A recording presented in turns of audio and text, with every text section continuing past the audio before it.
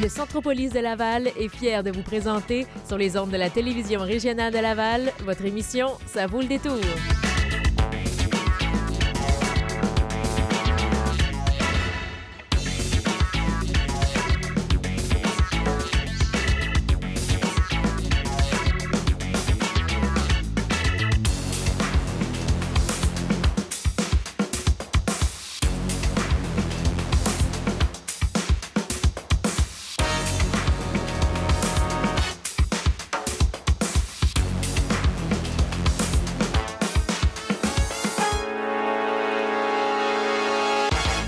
C'est une autre émission de Ça vaut le détour qui commence. Merci d'être encore une fois au rendez-vous. Cette semaine, c'est Anne-Marie Kirouac qui sera avec vous pour la prochaine heure. Avant de vous présenter les collaborateurs du jour, je vous parle tout de suite de la deuxième portion de l'émission. On reste un petit peu dans la thématique de la semaine dernière. Si vous vous en souvenez, on parlait des abus, de la maltraitance envers les personnes âgées, entre autres sur le territoire de Laval. On reste donc dans la thématique, mais peut-être un peu plus positive cette semaine. On va parler des personnes âgées, mais surtout d'un centre un centre communautaire pour les personnes âgées, le Rendez-vous des aînés de Laval. On aura deux personnes qui y travaillent, entre autres la présidente et une psychoéducatrice qui viendra nous parler d'un programme spécial, le programme L'Escale, qui aide les proches aidants. Ça sera donc en deuxième portion, mais pour tout de suite, je vous présente les collaborateurs du jour, Nicolas Poirier, Salut. Jade Moreau Allô? et Younes El Moustir. Bonjour à vous trois. Comment ça va, Anne-Marie? Moi, ça va très, très bien. J'aimerais, Et en toi? guise d'introduction, te remercier. Oui, ça arrive pas souvent. mais c'est pas grave. Te remercier pour cette belle assiette, c'est délicieux. Oui, parce que c'est elle qui a Genre- tout fait ça. Oui, c'est ça. oui. J'ai cuisiné fort. Non, je vous en parle. Ben, plus que tu l'amènes. Si t'as cuisiné, je t'emmène chez nous ce soir. là. Ce n'est pas moi. Il Elle faut veut pas, remercier quand même, je dois donner à César ce qui revient à César. Ouais. C'est le restaurant Calvi qui nous fournit toute cette belle nourriture aujourd'hui, qui est situé dans Centropolis à Laval, au 2940 avenue Pierre-Péladeau. Un restaurant fruits de mer. On a de la pieuvre aujourd'hui, Oui. tartare saumon et bœuf, un roulé de crabe. Moi, j'ai des aubergines avec saucisse italienne parce que, si vous en souvenez, je ne peux pas manger de fruits de mer et de poissons. Mais au moins, Donc, en fait, un petit spécial pour moi. Merci beaucoup. ouais. Mais c'est sûr, le samedi soir prochain, là, je viens d'avoir l'idée de ce que je vais faire. Pour moi, pour me tuer, non. Non, moi, je parlais pour aller au restaurant. Moi, Ah oui, pour aller au restaurant, ben oui, aller Ils comprennent rien. chez Calvi, ça vaut la peine. Et là, aujourd'hui, on va discuter, oui, on va déguster pour vous les plats de Calvi. Avant de se lancer dans la première chronique, peut-être un petit tour de table. Jade, de quoi tu nous parles aujourd'hui? Des médias sociaux et de qu'est-ce qu'on peut faire à Laval si on va voir ça là, sur Internet. Ouais. Comment on peut s'en servir Oui, à exactement. Laval. Younes, toi? Alors moi, je vais vous parler de sport. Il y a 3 événements majeurs qui se passent dans la région. Pour plus de détails, restez là. Dans quelques instants. On parlera de sport, donc, et on commence en art, en cinéma avec Nicolas. Tu nous fais peur cette semaine. Oui, tout à fait. Mais avant d'embarquer dans le film Evil Dead, j'aimerais ça m'adresser à tous les parents à la maison qui ont des jeunes enfants et qui aimeraient que leurs enfants réussissent leur vie, deviennent des avocats, des médecins. Amenez vos jeunes enfants voir le film Evil Dead. Ils vont être traumatisés, ils vont avoir la chienne, mais ça va les empêcher de s'isoler dans une cabane pour prendre de la drogue ou même d'ouvrir le balcon pour faire des rites sataniques. Donc, il y a plus de chances que vos enfants soient corrects. Ah, OK, mais Donc, ça, c'est pas un film 18 ans et plus, ça? c'est un film 16 ans et plus. 16 ans et plus. 18 Commence à ans et s'inquiéter plus, un c'est peu. quand il y a beaucoup plus de sexualité, scènes, OK, disons. c'est ça. Mais au niveau de la violence, même si c'est super gore, ça va rester 16 ans et plus. Ah, bon. Evil Dead, il faut dire, on le connaît déjà, ce titre-là, parce que c'est un film des années 80. Oui, tout à fait. C'est un film qui a... il y a eu 3 films. Le premier a commencé en 81 et c'est Sam Raimi qui a commencé ce projet-là. Sam Raimi, c'est lui qui a fait les Spider-Man, la dernière trilogie, en tout cas. C'est celui qui a fait aussi le film Oz, qui est sorti il y a quelques semaines. Dont tu nous avais parlé, d'ailleurs. Tout à fait. Donc, il y a beaucoup de réalisateurs comme ça qui commencent avec de l'horreur, avec du gore, parce que, bon, c'est sûr que ça coûte pas si cher que ça à faire et, bon, c'est facile de rentrer un peu dans son argent. Et comme un peu Peter Jackson, avant de se lancer dans Lord of the Rings, il avait fait le film, des films de zombies, des films vraiment dégueulasses. Et, mais ça attire un public, peut-être ça les fait connaître. Oui, c'est ça, ça attire un public, mais surtout, ce genre de film-là, on en parle beaucoup, et c'est ça qui est important. Et ça choque, mais parlez-en bien, parlez-en mal, mais parlez-en, c'est ça qui est important. C'est de la publicité. Tout à fait. Et quand le premier a commencé en 81, c'est Sam Raimi qui s'est dit, OK, ben moi, je veux vraiment percer, puis ce film-là, je vais vraiment réussir à percer dans le milieu avec ça. Donc, il a ramassé 100 000 $, qui est quand même, c'est bien pour l'époque, mais il a pris ça comme à droite et à gauche. Un film gore comme ça, il a été tourné ça dans une cabane isolée dans le bois avec une petite équipe. Tout le monde dormait à peu près dans la même pièce. Les conditions étaient vraiment horribles. Et finalement, le film a super bien marché. Le film a fait 2,7 millions au box-office avec un budget de 100 000 $ à la base.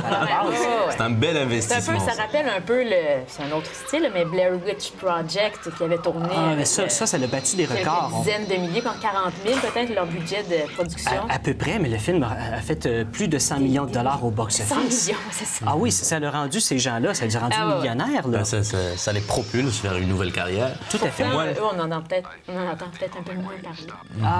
Ils ont fait un succès, ils ont essayé d'autres choses, mais ils profitent de leur argent. On parle de Evil Dead aujourd'hui. Personnellement, je ne suis pas un grand fan des films d'horreur. Non, mais ça te fait peur. Ça me fait peur. Ça me fait trop peur. C'est trop peur pour moi. Mais la question que je me posais, c'est que est-ce qu'il y a réellement un public pour les films d'horreur? Tout à fait, il y a un public là-dessus. Tout le monde aime ça. La preuve, écoute, regarde, la preuve, le film a coûté 17 millions à faire. Et la première fin de semaine, 2 jours, 3 jours, le film a fait 30 millions de $. Ils ont rentré, non seulement ils ont rentré dans leur argent, mais non, c'est tout récemment. Ça fait la première fin de semaine, dedans de 2-3 jours, là, en fin de semaine.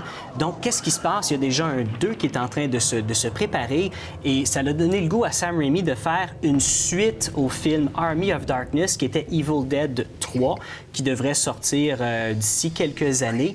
Et bon, pour ceux qui ne sauraient pas c'est quoi un peu l'histoire de Evil Dead, si je prends un peu l'histoire du remake, c'est des amis qui s'en vont dans une cabane isolée pour aider une d'entre elles à arrêter de consommer. On présume que c'est de la coke. Et finalement, il y a quelqu'un qui tombe sur le Necronomicon, le livre des morts, ce qu'il faut surtout pas ouvrir. Et finalement, il l'ouvre, il récite les paroles qu'il fallait pas qu'il récite. Et là, à voix haute, c'est ça? À voix haute, évidemment. Il se coupe sur le livre, il y a une goutte de sang qui tombe sur le livre. Je l'ai vu, le film! Peut-être la version de 81, mais il y a eu beaucoup... Pas au cinéma? Je suis pas dans la Peut-être pas que tu es allé au cinéma. Mais je dois dire, le personnage, là, c'était mon préféré. Je pense qu'il s'appelait Eric, là, celui qui a ouvert le livre. Là, oui, tout à fait. Ah oui, c'est une espèce de... Il y a un look un peu nerd, avec des lunettes un peu bizarres. Puis il est invincible au clou, en tout cas. Hein? Il est invincible au clou, il se fait battre, il est tough en maudit à tuer. Mais en tout cas, ce film-là, c'est ça, c'est pas pour tout le monde. Il faut adorer le gore, il faut aimer... Surtout au cinéma, quand c'est écran géant, là, voir ce genre de film-là. Est-ce que le film va sortir en 3D aussi? Ou... le film n'est pas en 3D. Quoi que ça serait une très bonne idée d'avoir ce film-là en 3D. Et c'est très rare pour un remake d'être presque, selon beaucoup de monde, presque aussi bon que l'original. Et une autre affaire aussi intéressante, c'est que Sam Raimi, celui qui a fait le premier, c'est celui qui a eu l'idée, OK, on va faire le remake de mon propre film. Mais ça aide à garder une certaine authenticité, si on peut dire. Uniquement en tant que producteur. C'est pas lui qui a écrit une nouvelle version, ni réalisé. Il est quand même présent, il peut diriger si ça va pas du tout dans la bonne direction. C'est ça. Et il y a beaucoup de petits détails qui changent et vraiment, c'est une belle amélioration. C'est un très bon film pour ceux qui aiment le gore. Et juste une petite parenthèse, pour ceux qui ont peur quand ils voient le Necronomicon puis qui ont peur à un moment donné de tomber dessus, le Necronomicon, c'est un livre qui n'existe pas. Ça a été inventé par l'auteur H.P. Lovecraft en 1924. Donc, ça a été repris dans des films. Peut-être caché dans sa parent. Donc, Evil Dead, qui est le premier, il va en avoir d'autres. C'est sûr qu'il va en avoir d'autres. 2013, on peut y aller, c'est au cinéma en ce moment. Bonne suggestion si on a les nerfs solides, si on pour aime toute la famille. Ouais, c'est ça. Et si vous êtes pissou comme moi, restez chez vous. C'est ça. Restez chez vous ou faites comme tu as fait pas si longtemps. Oui. Tu as fait une petite visite dans une boutique qui est loin d'être une boutique d'horreur. Tu es allé voir pour nous une boutique d'épices. Hein? Absolument, puis ça rejoint mes origines en plus. Je suis originaire du Maroc. Et là, d'aller dans une boutique où on vend des olives, des épices, je me suis senti comme dans mon pays. Mais on va aller voir ça tout de suite, la boutique de l'Olivier au Centropolis avec Younes El Moustir.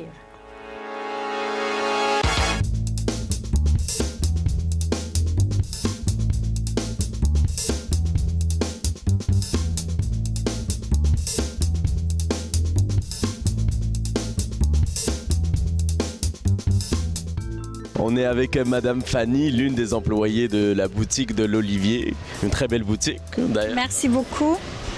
D'où vous importez vos produits?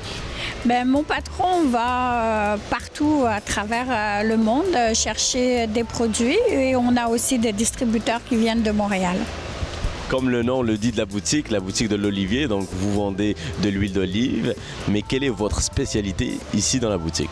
La spécialité, on est vraiment une épicerie fine, on n'est ni une fromagerie, ni une charcuterie, donc on a un très très beau choix dans le balsamique traditionnel, balsamique blanc, les épices aussi, on a des épices du monde entier, des épices entières et de l'huile d'olive également, l'huile d'olive aromatisée. Et des sels du monde, des poivres vraiment d'exception. Vous me donnez faim, là. Avec plaisir, avec plaisir. Et on donne toujours des petits trucs aux clients aussi. Est-ce qu'il y a de plus en plus de demandes? Est-ce que les gens sont de plus en plus intéressés à avoir des produits qui sont fins? Oui, tout à fait. Avec la télévision, avec l'Internet, les gens vont chercher des recettes. Ils sont vraiment intéressés. Dans les journaux aussi, quelquefois, il y a des recettes vraiment particulières avec des épices qu'on ne peut pas trouver ailleurs à l'épicerie. Donc, les gens viennent ici, puis ils ont vraiment leur choix. Et il faut noter qu'à l'épicerie, on ne retrouve pas les mêmes produits. Ici, c'est vraiment des produits qui sont spécifiques, qu'on retrouve nulle part ailleurs. C'est ça, c'est vraiment spécialisé, des produits rares. Comme je vous ai dit, au niveau des poivres, on a des poivres d'exception. On a peut-être une vingtaine de poivres différents et avec des saveurs différentes. Une vingtaine de poivres différents, ouais. Quand même. Oui, et ça, c'est pas beaucoup, hein. Alors, mais c'est bien. Je ne savais pas qu'il existait autant de sortes de poivres. Oui. Mais c'est quand même... Ben, selon les régions du monde, vous avez des poivres qui viennent de Madagascar, du Cameroun, des Indes, Sri Lanka, pour nommer que cela. Il existe un produit qui marche beaucoup ici dans la boutique, c'est le balsamique. Ici, on en a plusieurs sortes. Pouvez-vous nous en faire un petit peu la description? Oui, nous avons aussi bien le vrai balsamique, le balsamique traditionnel qui est vieilli naturellement en fût. Ça, évidemment, c'est quelque chose d'exceptionnel. Ça vient de quelle région? De Modène. Ça, c'est le vrai... Non, en Italie, il y a une petite région, Emilia-Romagna. C'est une petite région en Italie où ils font le vinaigre balsamique, le vrai balsamique de Modène. Et vous avez ensuite des balsamiques qui sont plus ou moins vieillis, âgés. Et selon l'utilisation qu'on va faire, soit en salade, soit en finition, même avec les desserts, c'est vraiment bon le balsamique. Et c'est très rafraîchissant de balsamique avec un peu de Perrier l'été. C'est ce pour maintenant, hein? C'est parfait. Moi, comme je vous ai dit, j'ai envie de goûter à du balsamique. Avec plaisir. Avec plaisir. On a un bar de dégustation. Donc, ça permet vraiment de connaître toutes les subtilités parce que chaque maison soit vieillie dans le bois et ça va apporter une petite subtilité au vinaigre. Et les gens qui viennent ici dans la boutique, ils peuvent goûter aux produits aussi au bar de dégustation. Tout à fait. Est-ce que vous êtes toujours là pour... Bon, comme ça, ils vont vous reconnaître, ils vont dire oui, c'est elle que j'ai vue à la TV, puis c'est elle qui... je travaille pas 7 jours sur 7, mais la plupart du temps, je suis ici, surtout les fins de semaine. Merci beaucoup. Ça fait plaisir.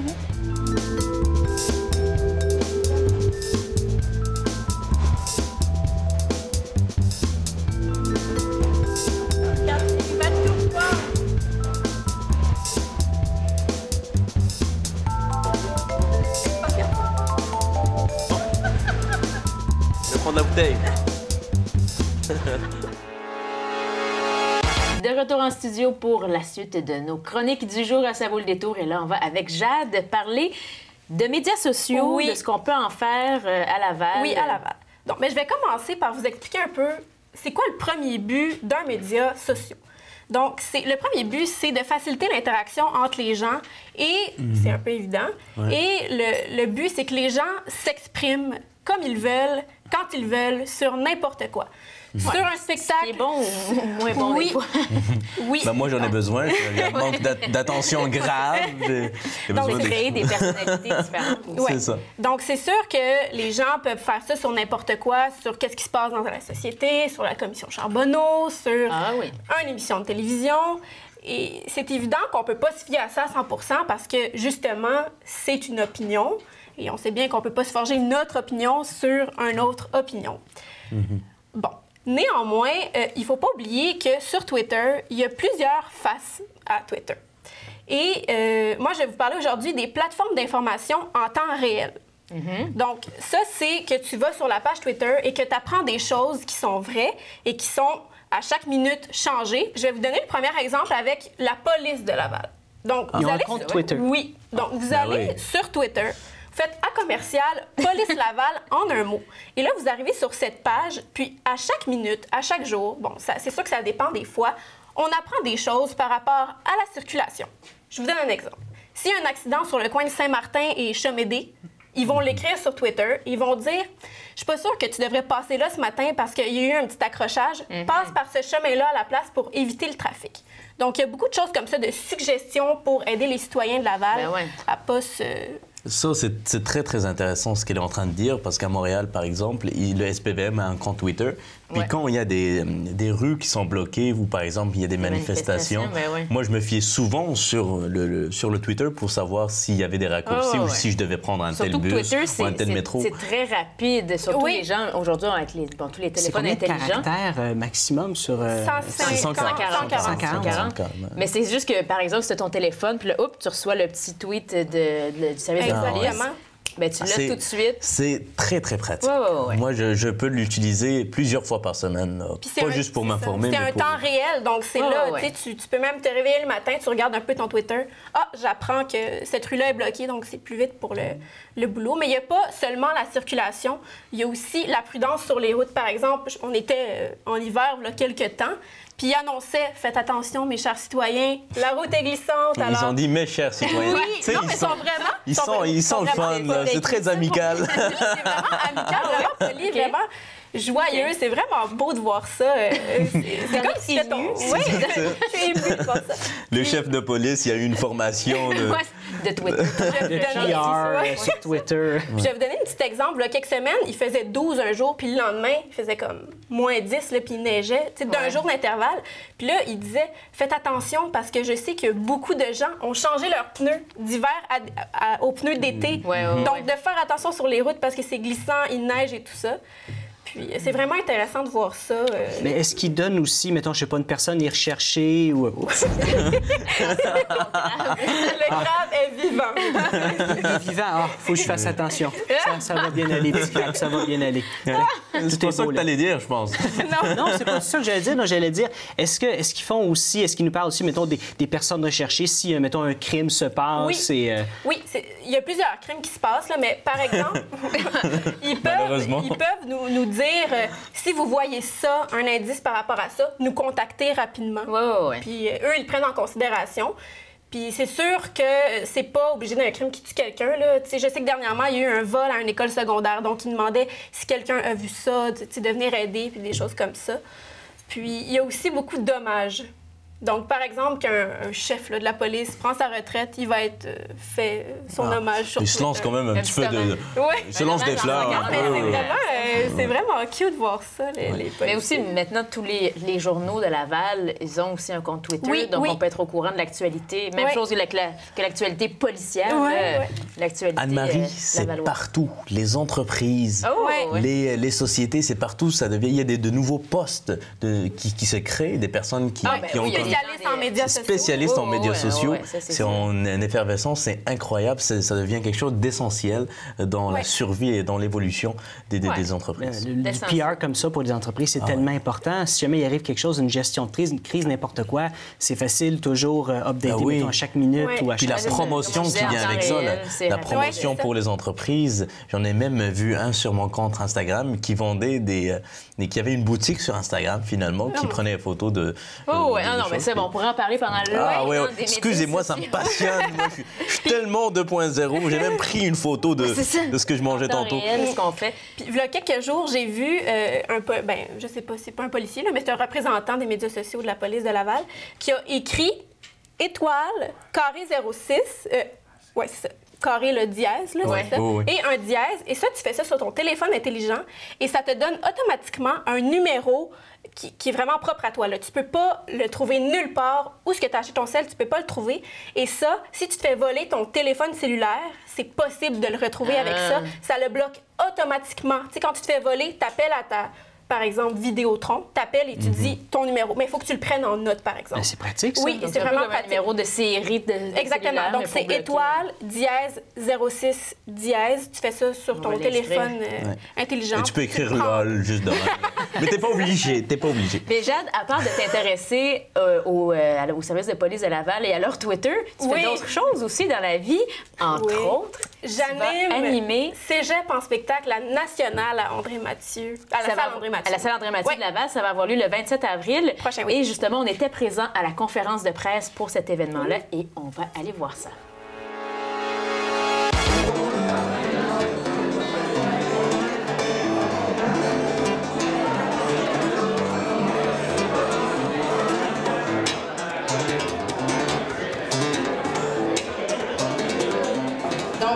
Bienvenue au dévoilement de la programmation de la 34e finale nationale de Cégep en spectacle. Alors, c'est une production du Réseau intercollégial des activités socio-culturelles du Québec, qu'on va appeler le RIASC pour se simplifier la vie. Une réalisation du Collège Montmorency et une présentation de Desjardins. Alors, je suis Stéphanie Benoît, conseillère en communication au Collège.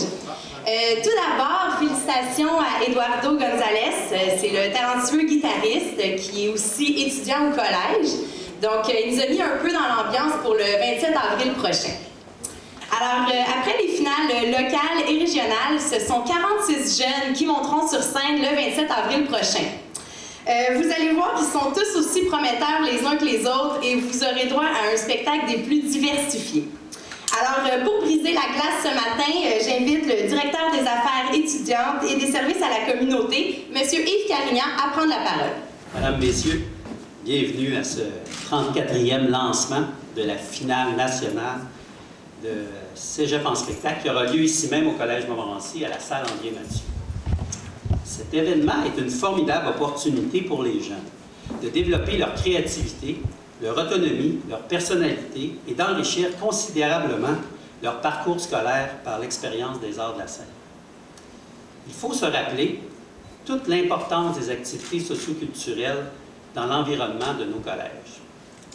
D'abord, parce qu'elles encouragent toutes les formes d'expression, célèbrent l'audace, l'originalité et la différence. Cégep en spectacle donne une vitrine aux étudiants du collégial qui favorise l'émergence de la relève culturelle et artistique du Québec. Finalement, je tiens à remercier toute l'équipe d'animation, ainsi que tous les membres du personnel des différents services impliqués qui travaillent sans relâche à la réalisation de cet événement qui sera une soirée vraiment inoubliable.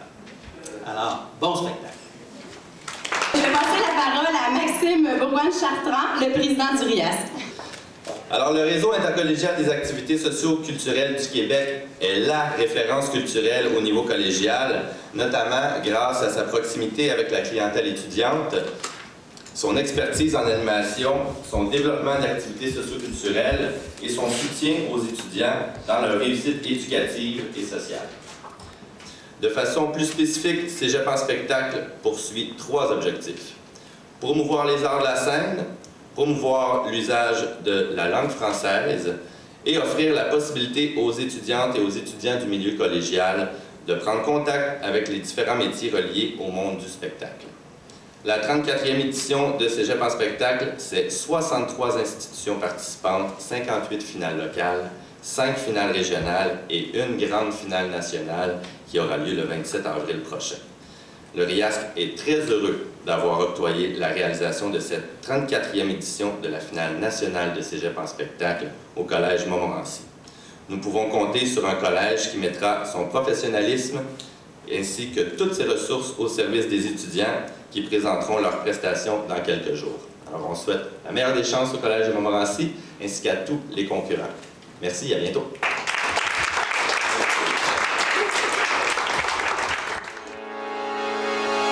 C'est maintenant le temps de parler de sport. Eh oui, de sport. Absolument, Anne-Marie. Des événements sportifs qui s'en viennent. Des événements, des structures sportives aussi. Mais j'aimerais savoir que vous devez savoir que ici à Laval, c'est une production incroyable de sportifs qui sont au niveau international, national, qui ont beaucoup de succès. Donc Laval a produit beaucoup de sportifs d'excellence. Et là, je vous parle d'un événement qui sert à promouvoir le sport par la récompense des athlètes, des entraîneurs et aussi des officiels. Exactement. C'est le gala, c'est le 49e soirée du mérite sportif ici à Laval. Ça se passe dans le théâtre Marceline Champagnat le 28 mai prochain. Et pour participer, je lance l'invitation à tous ceux qui nous écoutent. Si vous connaissez quelqu'un dans votre famille ou dans votre entourage qui pratique des sports et qui est très bon, donc vous pouvez l'inscrire pour qu'il assiste à la soirée et pour qu'il soit parmi les candidats retenus. Donc, vous pouvez le faire sur le site de la Ville de Laval, www.ville.laval.qc.ca. Je ne sais pas pourquoi leur site, c'est toujours compliqué de même. Ville, Laval, Québec, Canada. C'est comme de situer exactement. Dans le pays. Ça, c'est pour tous les types de sportifs ou plus tous les types de sportifs, les entraîneurs, les arbitres, le personnel qui entoure ça. Mais aussi. des gens quand même d'un certain niveau là, de sport. Non, il y a différentes catégories, donc tout le monde. Qu'est-ce qu'il faut faire pour être, mettons, qualifié à ça, pour être qualifié pour.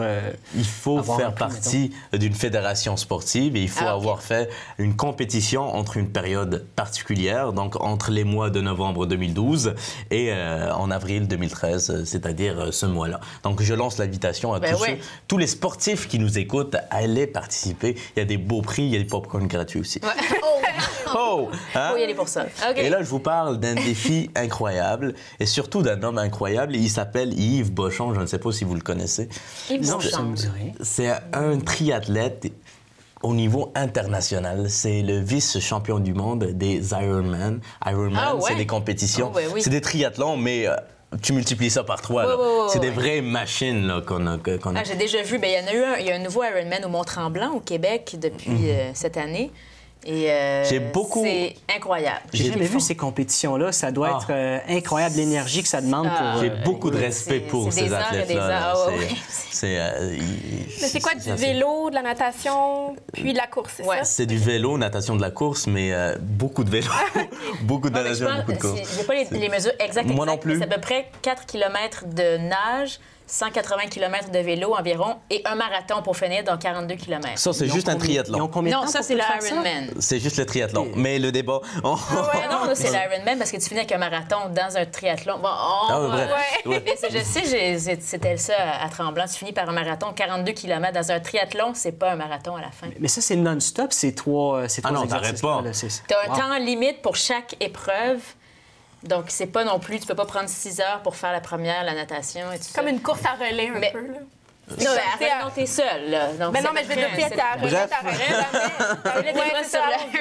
Bref, vous ferez vos recherches chez vous, là. Ça, je m'en fous. Bon.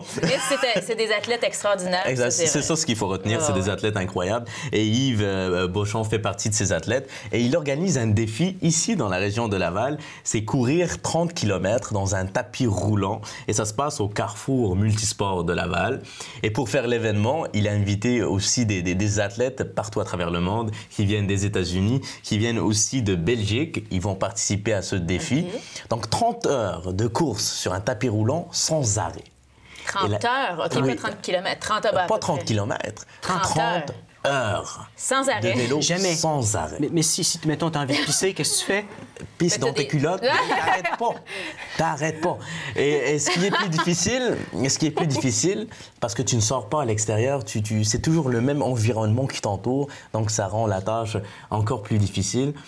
mais j'imagine qu'ils vont être entourés par des professionnels. Mais ils sont habitués, hein? C'est des grands athlètes. Ça s'appelle comment, ça, ce défi-là? Ça s'appelle il n'y a pas de nom particulier qu'ils ont donné à ce défi-là. C'est 30 heures de tapis. C'est 30 heures de tapis. C'est un défi sportif. Ils appellent ça un défi sportif.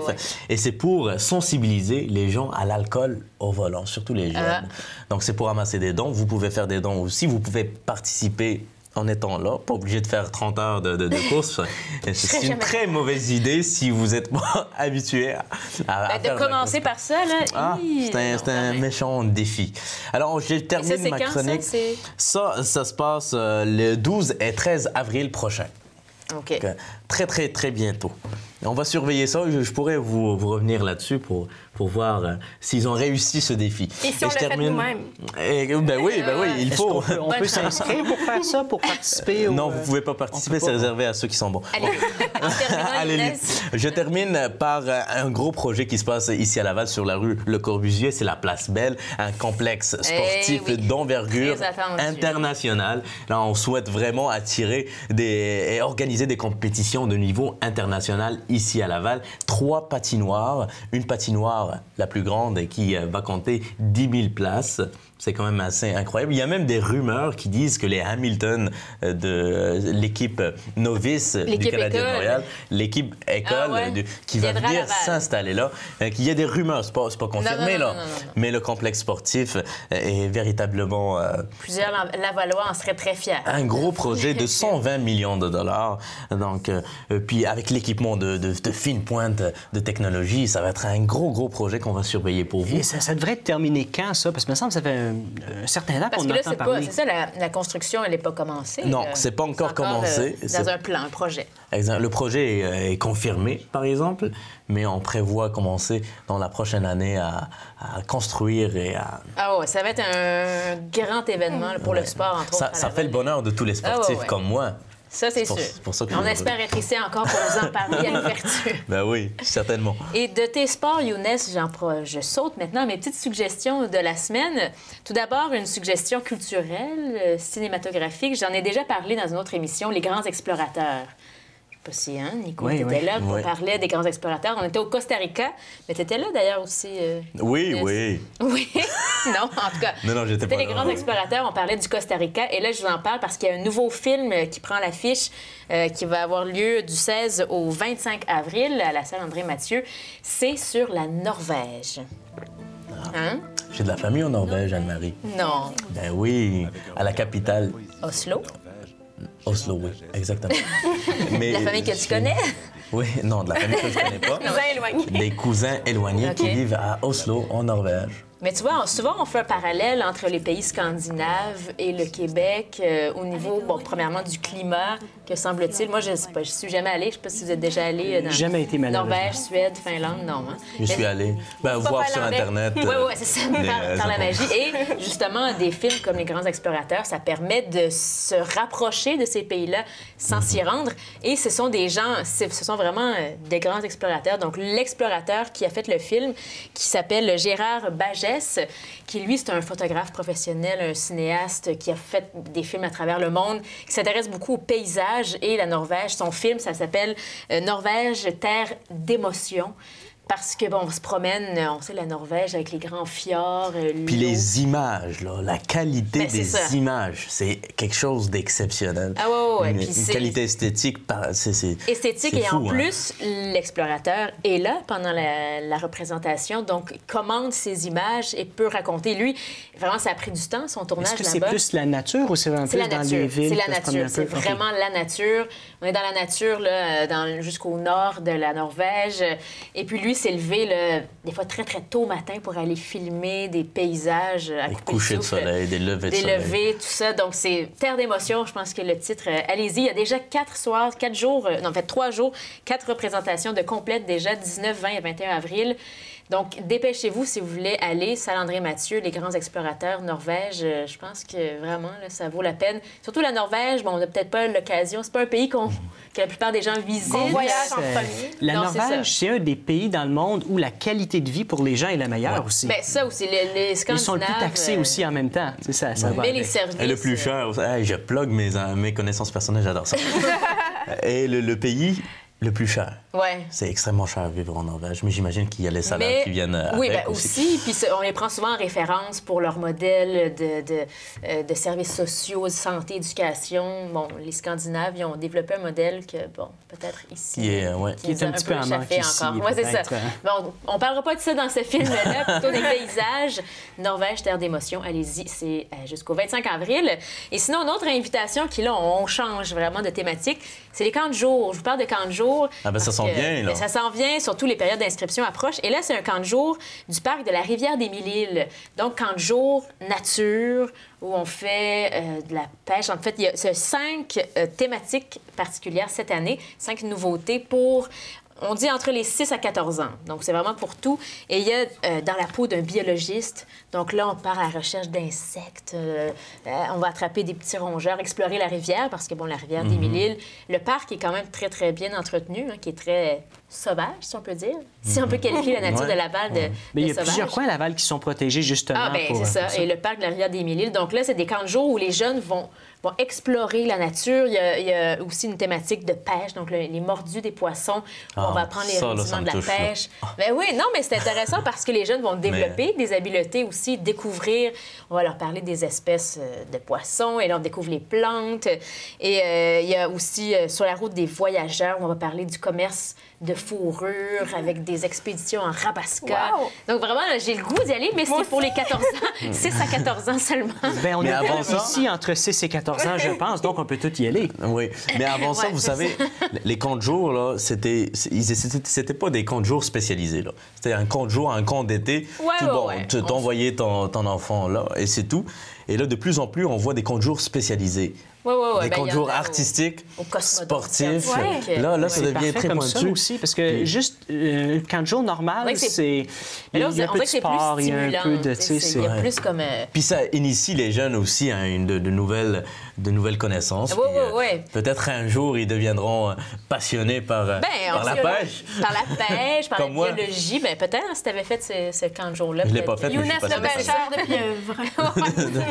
Donc, c'est au parc de la rivière des Mille-Îles. Et il y aura des soirées d'information. Il y en a déjà eu une le 10 avril et il y aura une autre soirée d'information. Attendez que je retrouve. C'est au mois de mai. Donc, vous pourrez aller vous renseigner sur ces différents camps de jour. Allez sur le site parcmilleîles.qc.ca pour avoir tous les détails sur ce camp de jour, sur ces camps de jour avec les différentes thématiques. Et c'est là-dessus que ça se termine pour vous, chers collaborateurs. Merci beaucoup d'avoir été là cette semaine. Merci à toi. C'est un plaisir. Nicolas, merci. Chaque semaine. Jade, merci beaucoup. On se revoit à Cégep en spectacle. Ben oui, manquez pas ça le 27 avril, Cégep en spectacle. Younes, merci. Les billets partent vite, par exemple, pour Cégep en spectacle. Je sais qu'il en reste une dizaine. Quelques dizaines quand même. Courez-y. Et on se retrouve tout de suite après cette petite pause avec la deuxième portion. On va parler, entre autres, du rendez-vous des aînés de Laval. Restez à l'écoute.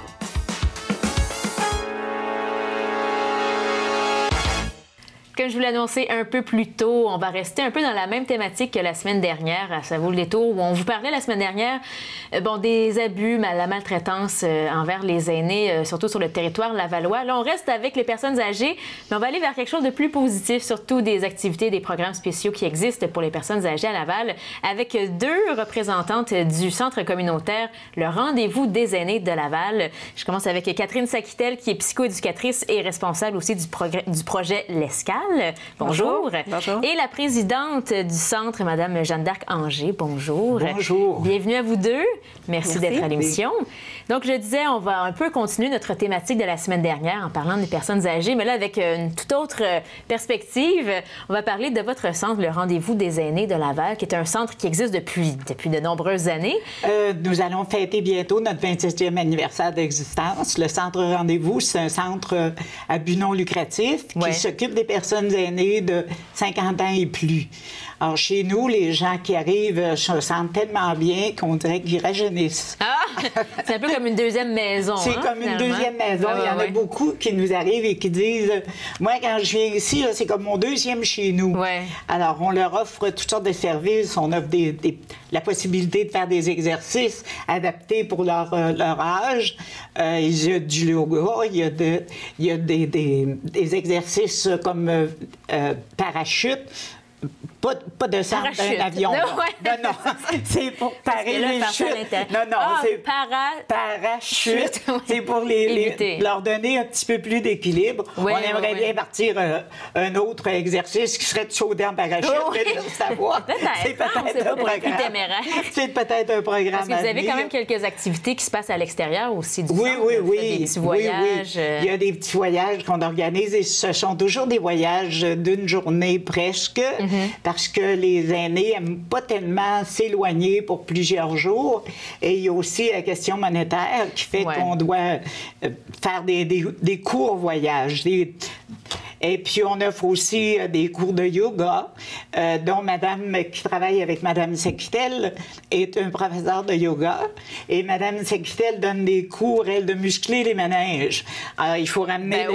Mais parlons-en tout de suite. Tiens, Madame Sequitel, si on parle de ces cours-là, ça s'appelle comment? Muscler vos méninges. Muscler vos méninges. C'est un cours parmi d'autres, parce qu'il y en a vraiment beaucoup au rendez-vous des aînés. Mais c'est un programme qui a été développé par le C3S de Cavendish. C'est un très beau programme qui est échelonné sur 10 rencontres, 10 semaines. Et on fait toutes sortes de jeux, d'exercices pour la mémoire. On explore autant la nutrition que les souvenirs lointains, la forme physique. C'est un très, très beau Ça s'adresse vraiment à toutes les personnes âgées, pas celles qui ont nécessairement des problèmes de mémoire. Non, c'est pour des gens qui désirent garder un vieillissement actif. Vieillissement intellectuel actif. Donc, les mêmes personnes suivent les 10 séances? Oui. Et en redemande après. Ah ouais, j'imagine. Oui, les gens en redemandent et c'est pour ça que depuis 1 an, on a décidé de poursuivre l'expérience et d'offrir maintenant des après-midi de jeux. Qui reprennent un peu les mêmes exercices. C'est moins sérieux. Il y a beaucoup plus de rire, de bonne humeur. Et puis, c'est des jeux stimulants pour des jeux d'attention, des jeux de vocabulaire, des jeux de chiffres, des jeux de logique. Mais qui font travailler les méninges toujours. Voilà, dans un esprit de bon enfant, pour s'amuser. C'est très... très chouette. Oui, parce qu'on vous le dit, Mme Anger, que c'était comme un deuxième chez soi. Donc, il y a vraiment un bel esprit. C'est beau lieu de rencontre, j'imagine, beaucoup de gens. Parce qu'un des buts, une des missions que vous avez au Rendez-vous des aînés, c'est de briser l'isolement, entre autres. Exactement. Donc, d'amener les gens à se rencontrer, faire des activités. Faire des activités entre eux autres, à échanger entre eux. On offre 3 repas par semaine qui sont faits sur place par nos cuisinières. Alors, les gens viennent partager autour d'une table, comme vous dites, une table ronde. Et on échange beaucoup. Et une grosse chose qui se passe chez nous, c'est que les gens qui arrivent, les nouveaux membres qui arrivent, ont une pochette comme celle-ci qui décrit tous les services qu'on offre. Et il n'y a personne qui rentre dans la salle à manger qui se sent seul. Il y a toujours quelqu'un, un membre, qui les accueille, qui les amène s'asseoir avec eux et qui leur explique le fonctionnement du centre, le pourquoi on ne veut pas que les gens se lèvent en mangeant, parce que c'est des bénévoles qui servent. Alors, on ne voudrait pas que la soupière tombe soit sur le bénévole ou sur le dos de la nouvelle qui vient d'arriver. Alors, c'est vraiment familial et c'est les gens qui rentrent au rendez-vous disent c'est donc bien beau, c'est donc accueillant ici.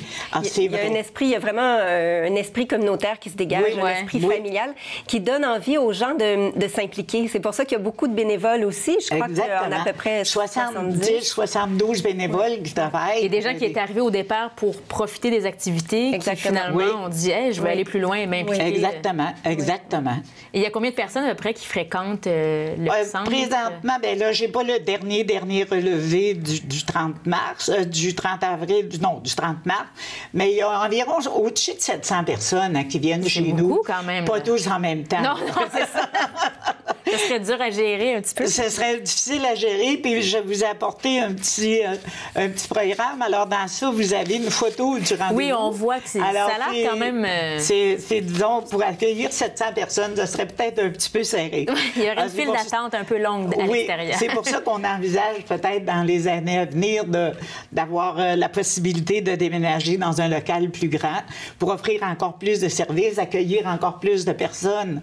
Et là, en ce moment, vous êtes dans le secteur à Laval-des-Rapides? Oui, on est une rue au sud du boulevard de la Concorde et une rue à l'ouest du boulevard des Laurentides, 10 rue Proulx-Ouest. 10 rue Proulx-Ouest, c'est un rendez-vous. Et la plupart des gens, c'est un rendez-vous, sans faire de jeu de mots avec le nom. Oui, mais c'est vrai, c'est un rendez-vous aussi. Le rendez-vous des aînés de Laval. Oui. Et juste pour avoir un petit portrait des gens qui viennent chez vous, est-ce que la plupart viennent parce qu'ils ont des connaissances ou des amis qui fréquentaient déjà le centre, ou il y a beaucoup de nouvelles personnes qui découvrent votre centre par, toutes sortes de moyens, mais qui ne connaissent pas nécessairement des membres? Disons qu'il y a plusieurs personnes qui nous viennent, qui nous sont envoyées par des enfants qui disent, papa, maman, écoute, tu as besoin de distraction. Pourquoi tu n'irais pas joindre le rendez-vous des aînés? Là, il y a plusieurs choses qui seraient bonnes pour toi. Il y a des gens qui nous sont recommandés aussi par le C3S ou dans différents... il y a des médecins qui nous en envoient, des cliniques qui nous disent ces gens-là auraient besoin. Et puis nous autres, même, on va dans les... Vous savez, les grosses habitations pour personnes aînées, connaissent leur environnement. Alors, on va leur dire, nous autres, il y a d'autres choses qui se passent ailleurs. Venez nous rencontrer, venez participer avec nous autres des activités, impliquez-vous. C'est une grande famille, venez en faire partie. Donc, alors, vous faites un genre de recrutement. Là, voilà, exactement. Et il y en a vraiment pour tous les goûts. Il y a vraiment un éventail. Autant il y a des activités physiques, il y a des cours d'ordinateur, il y a des ateliers créatifs, il y a de la peinture, on parlait de yoga, il y a de la cuisine aussi qui se fait. Il y a vraiment un éventail intéressant. On a une bibliothèque assez garnie. On a une vidéothèque aussi. Puis, la vidéothèque. On a une friperie. Les gens n'ont pas besoin d'être membres nécessairement du rendez-vous. Les gens du quartier aussi peuvent venir à la friperie. Alors, il y en a vraiment pour tous les goûts. Il y a un éventail très, très Et j'imagine que les activités vont se modeler aussi avec le profil des gens ou selon les suggestions que vous pouvez avoir. Exactement. On a une boîte à suggestions. On demande aux gens, si vous voulez avoir quelque chose de spécial, écrivez-le, mettez-le dans la boîte. Nous autres, on l'analyse, voir si c'est une chose possible. Si c'est pas du parachute en avion, là. Ça sera peut-être à venir. Ça sera peut-être à venir. Mais il y a beaucoup d'activités qui, présentement, se sont créées à cause des suggestions des gens ou des demandes.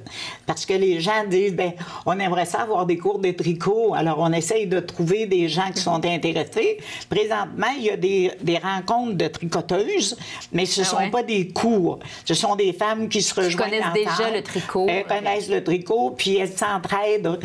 Toi, tu ne sais pas faire des côtes, moi, je vais te montrer comment faire. Tu ne sais pas faire la moyenne-laisse, je vais te le montrer. Alors, c'est vraiment c'est une entraide qui est commune à tout le monde. Oui. Et ces cours-là, lesquels seraient les plus populaires? Là, disons que le cours de danse, c'est très populaire. Et les cours d'ordinateur, c'est très populaire. On manque toujours... il y a toujours plus d'élèves que le professeur est capable d'accepter pour son cours. Alors, les aînés sont vraiment intéressés à suivre des cours d'informatique parce que avoir une adresse courriel puis communiquer avec ses amis, ses enfants, c'est toujours intéressant. Puis des fois, on se l'imagine pas. On dit, ceux qui n'ont pas grandi avec ça ou pas connu ça dans leur vie, on peut se dire, ne sont pas intéressés, ne savent pas du tout comment approcher. Mais c'est ça, la demande, puis la curiosité est encore là, l'intérêt. C'est ça, et c'est ce qui différencie maintenant les aînés d'aujourd'hui avec les aînés d'il y a, je sais pas, moi, 20, 25 ans. Vous allez dire qu'il y avait moins d'informatique aussi qui était à disponibilité, mais les gens vieillissaient beaucoup plus vite il y a 20, 25, 30 ans qu'aujourd'hui. Aujourd'hui, on regarde les aînés, ils ont l'air jeunes, ils sont à 80 ans. Les gens sont très animés. Plus agressifs, autant physiquement qu'intellectuellement. habituellement. Exactement. Donc, ça sert aussi à continuer cette stimulation-là, de fréquenter des centres comme le vôtre. Exactement. Et de rencontrer des gens qui sont tout aussi... Oui, hein? Exactement. J'imagine qu'il y a des gens aussi qui doivent se voir en dehors du centre, qui se sont rencontrés là, qui ont forgé des amitiés. Et qui oui, on en rencontre souvent, qui en sortant du rendez-vous, se disent, on va-tu prendre un café quelque part pour aller continuer de jaser de l'expérience qu'ils ont vécue. Vous devriez voir une journée de quand les gens... La oui? Le jeu vidéo, oui. Ben, c'est bon pour, disons, la coordination des mouvements avec l'objectif que tu veux atteindre. Alors, la journée... Au tennis, non? Ça joue à toutes sortes de choses. Tout ce qui existe sur la Wii. À tennis... beaucoup les quilles. Beaucoup les quilles. Ils aiment beaucoup les quilles. Quand on les entend jouer à ça... Comme des enfants. C'est comme des enfants. C'est tellement beau, tellement beau de voir les aînés s'amuser comme ça entre eux. Il y a la chorale aussi qui est pas négligée. Il y a des cours de guitare. Oui. Et il y a la chorale aussi on donne deux concerts par année, un concert pour Noël et un concert pour la fin de l'année. Vous le faites à l'extérieur ou dans le centre? Dans le centre même. On est allé parce que des fois il y a trop de réservations pour la chorale, on est obligé de trouver un local ailleurs. Vous êtes trop populaire. C'est un beau problème, ça, d'être trop populaire. C'est pas un problème, on n'est pas encore assez. Jusqu'à temps que vous louiez un local. Un grand local, de 10 000 places. Voilà. C'est déjà arrivé qu'on nous a demandé d'aller donner un spectacle, une chorale dans un autre centre, disons comme un autre foyer ou des choses comme ça, où les aînés ne sont pas capables de se déplacer parce qu'ils sont soit semi-alités ou en chaise roulante ou des choses comme ça. Alors, on est allé donner des concerts pour ces personnes-là. Ils chantent avec nous autres. C'est tellement beau. J'imagine. Tellement beau. D'arriver de leur proposer des activités dans leur lieu de résidence. Et là, j'aimerais parler du programme L'Escale. Catherine Saint-Quittel, vous êtes la responsable de ce programme-là. Je ne suis pas responsable, j'en fais partie. Vous en faites partie. J'en fais partie, oui. Donc, comme psychoéducatrice, qui est un programme qui s'adresse aux proches aidants. Et ça, on sait que c'est de plus en plus commun, les proches aidants. Il y a de plus en plus de gens qui prennent ce rôle-là. On sait que c'est quand même exigeant d'être proche aidant. C'est du travail presque 24 heures sur 24. C'est très exigeant, mais souvent, les gens ne se reconnaissent pas proches aidants et ne connaissent pas le besoin de répit. Nous, on offre un répit aux proches aidants pour leur permettre de souffler. Alors, ce sont des proches aidants qui vivent avec une personne en perte d'autonomie liée au vieillissement. Alors, il y a un certain nombre de personnes atteintes de la maladie d'Alzheimer, mais ça peut être d'autres déficits cognitifs, des gens qui sont dépressifs ou juste des gens qui vieillissent et qui sont un petit peu moins alertes. Moins autonomes aussi. Voilà, et ça rassurerait leurs proches qui... des fois, il y a des conjointes qui travaillent encore ou qui ont besoin de faire des démarches médicales ou... dernièrement, on a accueilli des gens qui viennent parce que leur conjoint n'a pas le goût de toujours les occuper, faire quelque chose. Puis, à un certain moment donné, la personne atteinte, qu'on appelle notre participant, la suit partout dans la maison, puis lui demande une sorte de stimulation ou alors passe trop de temps devant la télévision, on va se coucher. Alors, nous, on offre un répit. Ça fait 5 ans que ça existe. La personne vient chez nous, la personne qui a des déficits cognitifs ou autres, la dépression. Donc, pas le proche aidant, mais l'autre, qui est aidé. C'est ça. Et nous, on a un double mandat. Alors, c'est de supporter le proche aidant. Alors, on fait beaucoup d'écoute, de la référence pour le proche aidant et aussi de la stimulation pour la personne aidée, pour le participant. Alors, on fait des ateliers de stimulation cognitive, différents jeux de vocabulaire. On chante énormément. Hein? On n'est pas dans la chorale du rendez-vous des aînés, mais on chante beaucoup, on bricole. Ça nous arrive de cuisiner, on fait des biscuits, on fait des étirements. Il y a toujours un aspect important dans notre journée d'étirement en douceur, de jeux d'adresse. Ça se déroule dans une journée ou sur quelques heures? Les gens sont accueillis entre 9h30 et 15h. Donc, ça laisse quand même presque une journée complète au proche aidant pour... Oui, voilà. On dit un peu s'aérer l'esprit, penser à autre chose. Et en même temps, la personne aider chez vous, connaît toutes sortes de... Bon, on en parlait, ça rejoint un peu les activités. Elle peut socialiser, elle a de la stimulation. Des fois, juste avoir l'occasion d'essuyer quelques morceaux de vaisselle, ça peut être valorisant de voir, mais je suis encore utile, je peux faire des choses. Encore, tout à l'heure, j'y étais, puis il y a une dame, elle a décrit sa présence comme étant... Elle vient chez nous, pour elle, c'est pour nous rendre service. Alors, tant mieux, ça lui fait plaisir. Puis ça... Raconte donc ton expérience d'aujourd'hui avec les personnes qui étaient là. Oui, aujourd'hui, c'était assez spécial. Bien. On essaie toutes sortes de choses, toutes sortes de formules et on s'est fait proposer, il y a des gens qui viennent au rendez-vous des aînés pour des cours d'écriture. Et on les a jumelés à nos participants. Alors, ils se sont mis chacun avec un de nos participants qui leur a parlé pendant 10 minutes maximum là, de sa vie, de ce qu'il faisait, pourquoi il venait chez nous à l'escale du rendez-vous. Et la personne qui suivait un cours d'atelier d'écriture est allée pondre un texte, une page de texte, et ils sont revenus nous lire ce qu'ils avaient écrit sur les gens. C'est ça, le texte sur la personne qui était là à l'escale. Okay. Voilà, c'était magnifique. Et puis, ils ont saisi l'essence de ces gens-là. En très peu de temps, ils avaient 10 minutes, là, c'était vraiment beau.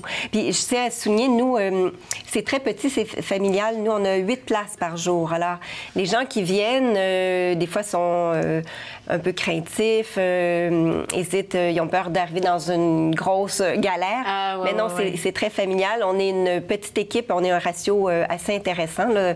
Très souvent, ça va être presque du 1 pour 1. Alors, on peut s'adapter. On s'adapte énormément aux besoins des gens. Est-ce qu'on a besoin de réserver d'avance pour avoir une place? Il faut faire... on fait une entrevue. Souvent, on va travailler avec le réseau du C3S, avec les travailleurs sociaux, s'il y en a dans le dossier. Mais c'est assez simple là, comme procédure. Là. Les gens nous appellent au rendez-vous des aînés, puis on fait une rencontre avec eux. Et vous prenez des gens le jour, 7 jours par semaine ou 5 jours? 2 jours. Le mardi et le jeudi. Ou jeudi. Les gens viennent une fois par semaine. Pour donner la chance au plus possible de proches aidants de profiter d'un c'est répit. ça. Donc, mardi et jeudi, on peut faire appel au service de l'escale. Et puis, on est tous ensemble pendant la journée. On fait nos activités. On mange ensemble.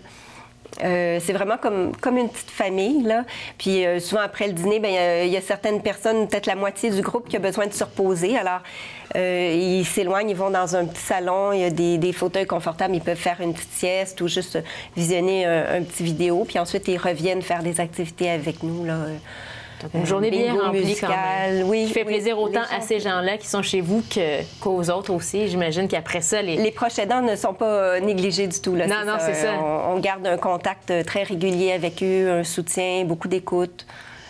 Souvent, s'ils ont besoin de références pour d'autres organismes, parce qu'on travaille vraiment en collaboration avec d'autres organismes. Là, on est complémentaires avec les autres organismes, parce qu'il y en a d'autres qui offrent du répit.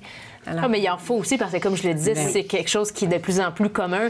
Les proches aidants, on a besoin autant d'aider ces proches aidants-là que les autres. Et c'est vrai que sur le territoire, surtout à Laval, il y en a beaucoup. Et on sait que ça va sûrement croître parce qu'avec le vieillissement de la population aussi. Il y a même des journées où les gens peuvent profiter de zoothérapie. Oui, on a des chiens qui viennent. Oui. Monsieur qui vient jouer de la guitare, qui vient nous faire chanter. Aujourd'hui, on avait du yoga du rire. Alors, on touche à différentes choses. Vraiment, on s'ennuie pas, hein? Oh non! Madame Anger, si je vous demandais là, qu'est-ce qui s'en vient pour vous pour donner le goût là, aux gens qui ne connaîtraient pas vos activités, là, leur donner le goût d'aller chez vous, qu'est-ce qui s'en vient dans les prochaines semaines? Madame, ils ont juste à regarder notre émission aujourd'hui, ils vont avoir déjà le goût de venir. Non, ça c'est sûr. Ils ont déjà envie, je me suis mal exprimée, ils ont déjà envie, mais encore plus pour leur donner envie. Il y a des activités spéciales au mois d'avril-mai qui sont au mois d'avril-mai, on a une couple de sorties qui sont prévues, là, présentement. Je n'ai pas apporté avec moi les dates, c'est dommage. De toute façon, on va les référer. On a les dates ici, vous avez des calendriers complets. Oui, il y a les calendriers. On a un programme comme celui que vous fêtez, là, qui sort 3 fois par année. Alors, dans ce programme-là, qui est distribué à Laval, donc tous nos membres en reçoivent un. Alors, souvent, les membres viennent et disent, donne-moi une coupe de tes programmes. J'ai une coupe d'amis là, qui voudraient venir. Alors, on leur donne les programmes. Et moi, personnellement, je vais en livrer à peu près 400 en plus dans les CLSC, les bibliothèques, différents endroits pour que les gens prennent connaissance. Votre travail de présidente, là, Il va loin, hein? Bien, disons que j'aime beaucoup le rendez-vous des aînés, puis j'aime à le faire connaître. Et puis accueillir les gens, bien, c'est tellement agréable. On va inviter les gens à aller sur votre site Internet. On va l'afficher, www.ccrva.org pour Centre communautaire Rendez-vous des aînés. Le Rendez-vous des aînés. Laval. Bon. Voilà. Mais merci beaucoup à vous deux, Catherine Saquitel, éducatrice, Jeanne d'Arc Angers, présidente du Rendez-vous. Merci. Et on invite les gens à aller en grand nombre pour défoncer vos murs. Oui. On agrandira. Oui, c'est ça. Bien, merci à vous deux, puis merci à vous à la maison d'avoir encore été au rendez-vous cette semaine de Ça vaut le détour. Je vous souhaite une très belle semaine et je vous retrouve la semaine prochaine pour plein d'autres suggestions à Ça vaut le détour. Au revoir.